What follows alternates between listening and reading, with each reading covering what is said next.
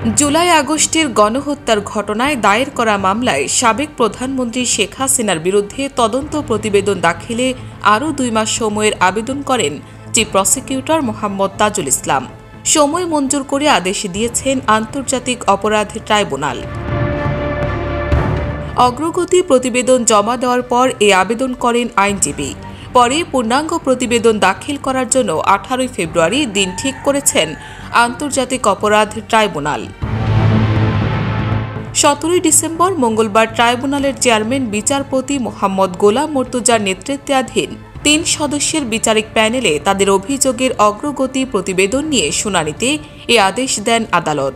ট্রাইব্যুনালের অন্য সদস্যরা হলেন বিচারপতি শফিউল আলম মাহমুদ ও বিচারক মোহাম্মদ মহিতুল হক এনাম চৌধুরী।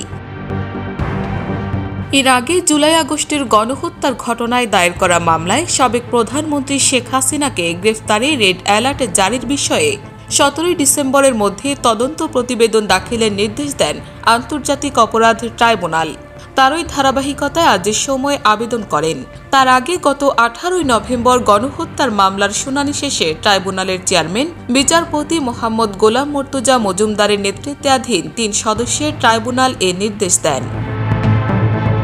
এদিকে জুলাই আগস্টের গণহত্যা ও মানবতা বিরোধী অপরাধে জড়িত থাকার অভিযোগে গ্রেফতার হওয়া সাবেক মন্ত্রীসহ 13 জনকে সোমবার আন্তর্জাতিক অপরাধ ট্রাইব্যুনালে হাজির করা হয়।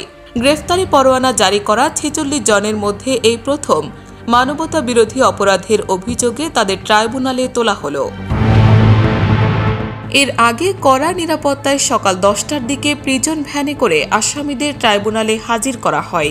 পরে 13 আসামিকে আনুষ্ঠানিকভাবে গ্রেফতার দেখানো হয়।